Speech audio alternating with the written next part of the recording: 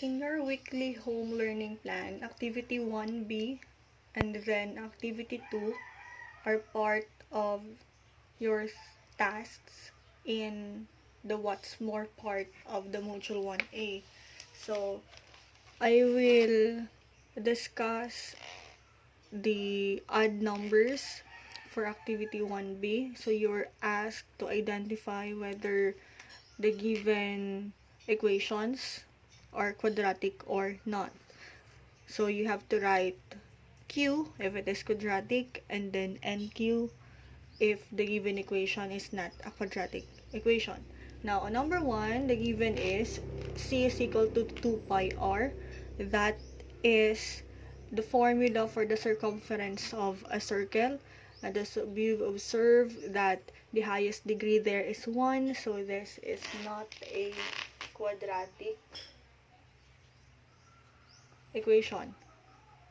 And then in number 3, we have 2x squared minus 10x plus 2 is equal to 0. And the highest degree is 2. So we can say that this is a quadratic equation. And then on number 5, we have x plus 4x as equal to 0. So the highest degree is equal to 1. Therefore, number 5 is not a quadratic equation. Alright? So the remaining items will be your part. And then on activity number 2, we have to transform the given equations into its standard form. And then you have to identify the values of A, B, and C.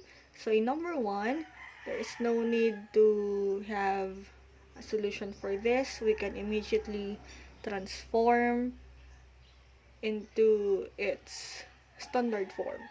So the standard form in number 1, so ano yung una? Syempre yung quadratic term natin. Ito, kasi may minus sign yan dyan. So kokopyahin natin. We have minus 2x squared. And then, followed by the linear term, that is positive 2x. So, we will write plus 2x. And then, transpose our constant term, or let's apply the additive inverse. So, that is minus 7. 7 minus 7, that is equal to 0. So, we have 0, and then the value of our A is equal to negative 2.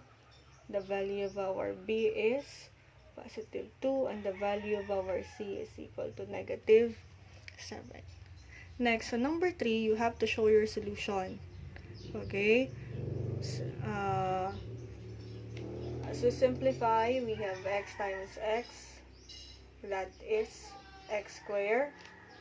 X times 4, that is positive 4x, and then 5 times x, that is positive 5x, and then 5 times 4, that is positive 20, as equal to 0.